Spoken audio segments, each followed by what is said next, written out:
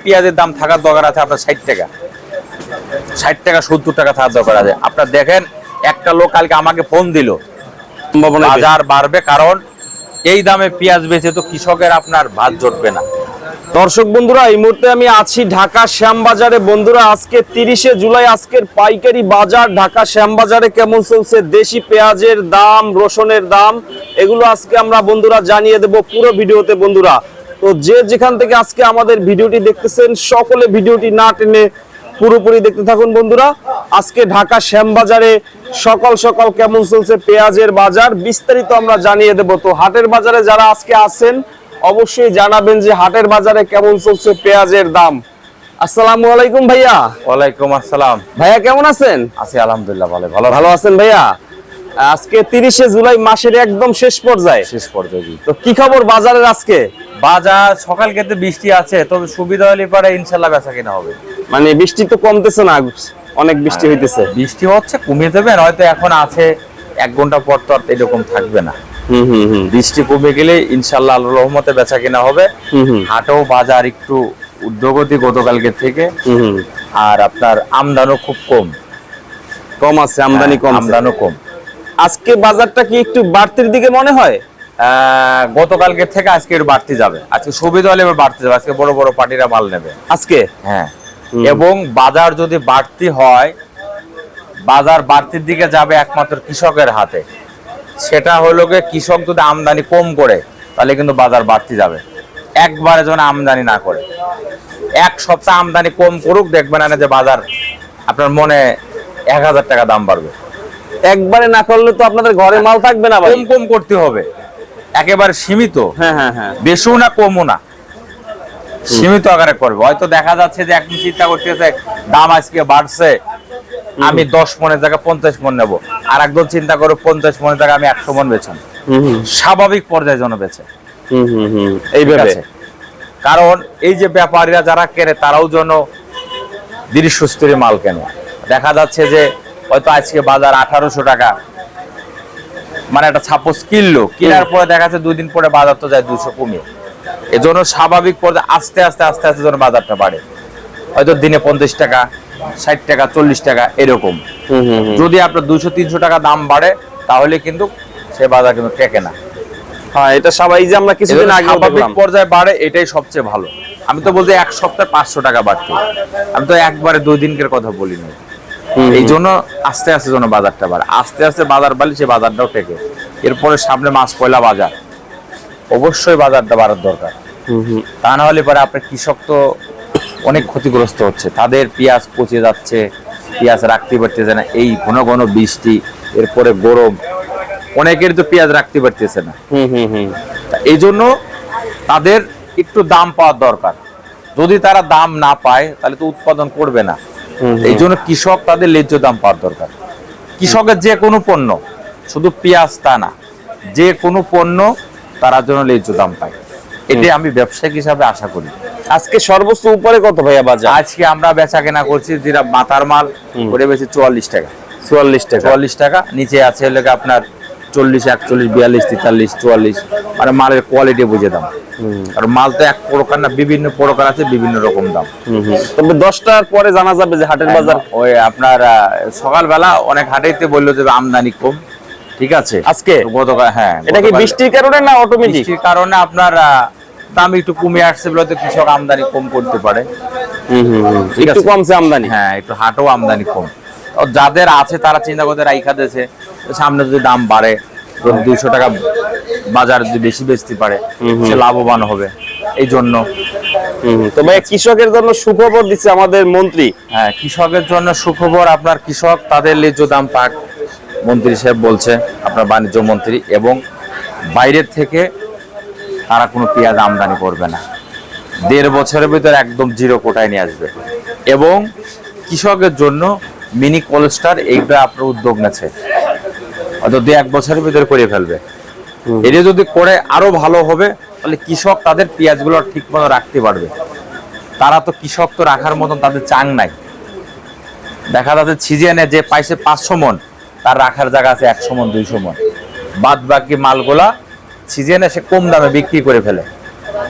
হয়তো কৃষক এখানে ক্ষতিগ্রস্ত হচ্ছে, লস হচ্ছে। প্রথম 3 মাস ভরপুর চলবে, তারপরে বাকি যে মাস থাকবে ওই মাস স্টোরে থাকবে বলছে। স্টোরে থাকবে, তাহলে এর জন্য ওই স্টোর যদি করে দেয় তাহলে সারা বছর আমাদের মালগুলো থাকবে, তাহলে বাইরের থেকে আমদানি করা লাগবে না। আরো আপনার গভর্নমেন্ট উদ্যোগ নিয়েছে যে বাংলাদেশের থেকে বাইরে কেমনে রপ্তানি করা যায়, সেটাও তারা উদ্যোগ নিয়েছে, এর জন্য ধন্যবাদ।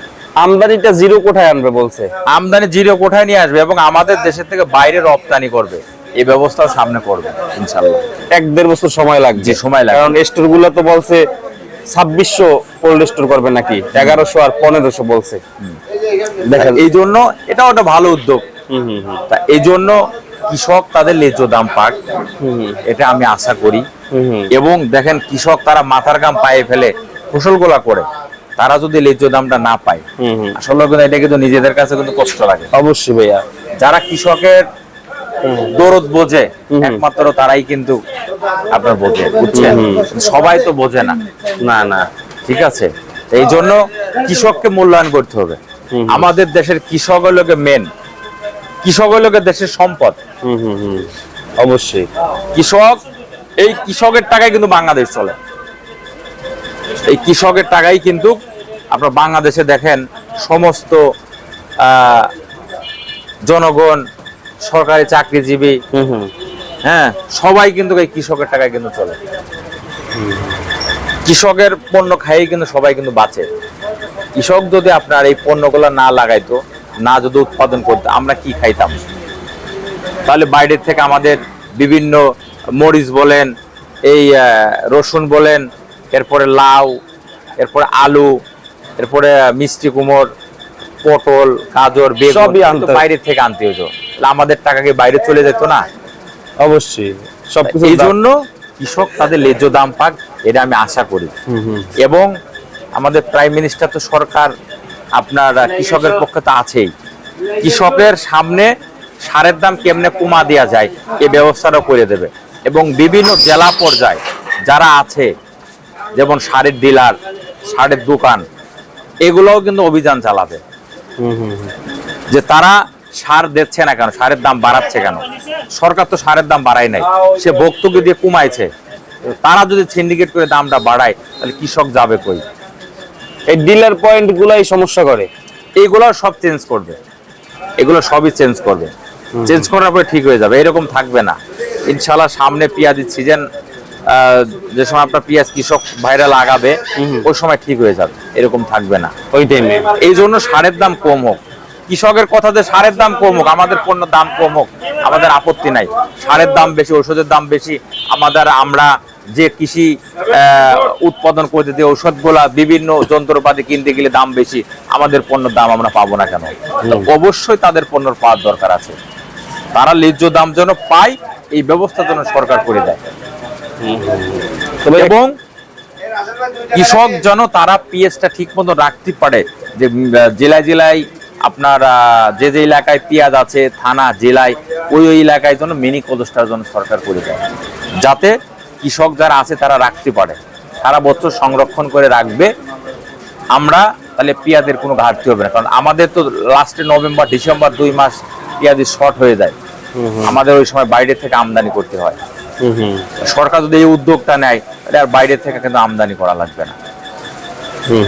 পেঁয়াজের দিক থেকে আমরা একদম পারফেক্ট হয়ে যাবো ইনশাআল্লাহ। অবশ্যই। তো ভাই এখন সামনের দিনগুলো কেমন যাবে? এই যে সামনের নতুন দাম, সামনে আপনার ইনশাআল্লাহ মাস পয়লা বাজার বাড়বে, বাজার আর আপনার কমবে না, কারণ সবকিছুর দাম বেশি। এই পেঁয়াজের দাম থাকার দরকার আছে আপনার 60 টাকা, 70 টাকা থাকার দরকার আছে। আপনার দেখেন একটা লোক কালকে আমাকে ফোন দিল, ঠিক আছে, আমাকে বলল যে আমি 200 মণ পেঁয়াজ রাখছি, 3 বার করে বাঁচেছে। আমার কাছে বলছে কি করা যায়? আমি বললাম সামনে মাস পয়লা বাজার আছে, আপনি 4-5 তারিখের ভিতরে এর ভিতরে আপনি বিক্রি করেন, কারণ আপনি রাইখেন না, কারণ আপনার পেঁয়াজ যেহেতু 3 বার করে আপনি বাঁচেছেন, তাহলে ওই পেঁয়াজটা ভালো থাকবে না, ওটা আরো নষ্ট হয়ে যাবে। বলে আমি অনেক পচা পেঁয়াজ ফেলেছি 50-60 মণের উপরে, মানে 200 মণের ভিতর 60 মণই নষ্ট, 50-60 মণ ফেলেই দিয়েছে। হায় হায়, উনার তো এরকম আরো কত লোকের আছে চাং ধরে ফেলা দিয়েছে একবারে। দেখেন কিছু কিছু ইউটিউবে দেখায় কি অবস্থা, একবারে চাং ধরে ফেলে দিতেছে, কালো হয়ে গেছে, কালো হয়ে কয়লার গেছে, মতো। একবারে নদীতে খালে ফেলতেছে। এই দেখেন এই যে কৃষক তারা এত কষ্ট করে ফসল করছে, তারা যদি ন্যায্য দামটা না পায়, এটা তো আসলে একটা কষ্টের ব্যাপার।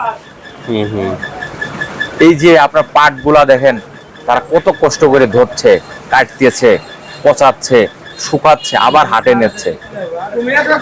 এটাও তো তাদের ন্যায্য দাম পাওয়ার দরকার আছে।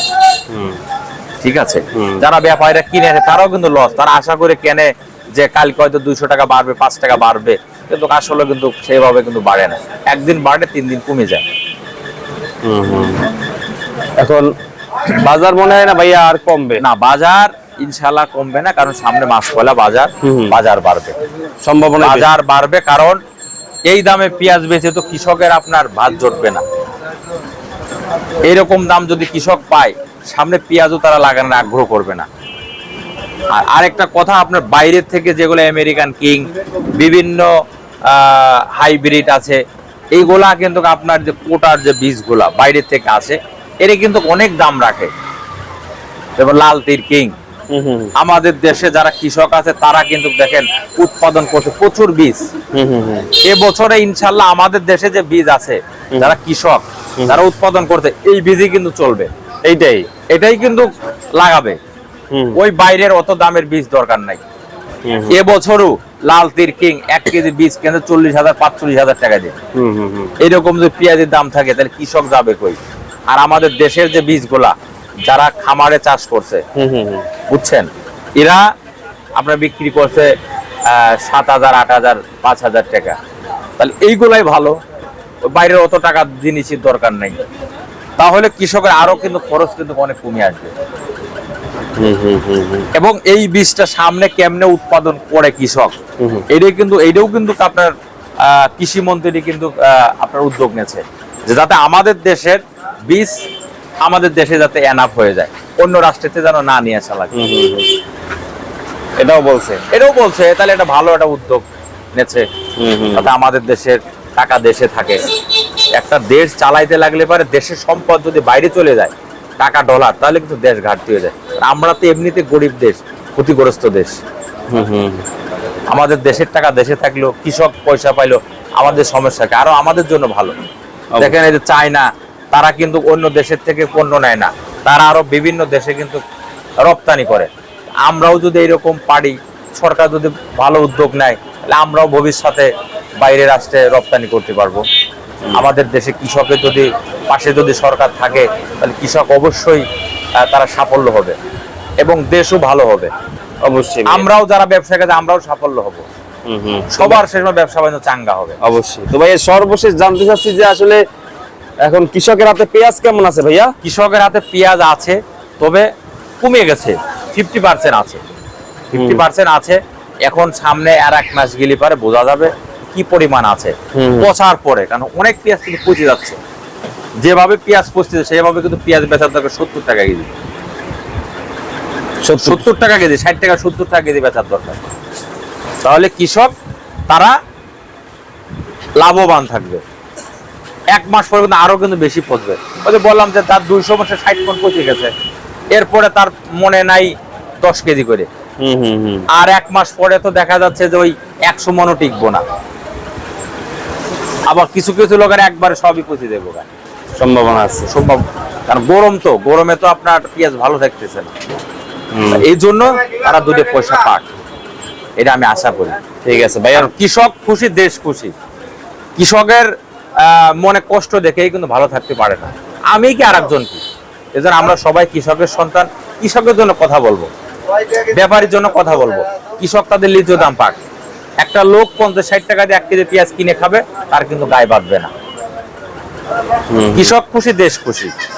এজন্য কৃষকের আগে তাদের পক্ষে থাকতে হবে, তাদের ন্যায্য দাম যেন পায়, এই ব্যবস্থাটা যেন সরকার করে দেয়, এবং সরকার যেন বাইরে থেকে 1 কেজি পেঁয়াজ রসুন আমদানি যেন না করে।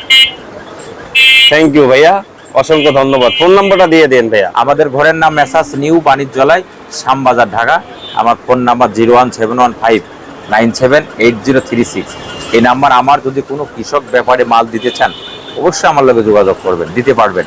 মাল বেচা শেষ, আপনাদের টাকা আপনাদের হাতে বুঝাই দেবো। যদি কোনো পাইকারি কিনতে চায়, ইনশাল্লাহ সে কিনতে পারবে। থ্যাংক ইউ ভাইয়া, আসসালামু আলাইকুম। ওয়ালাইকুম আসসালাম।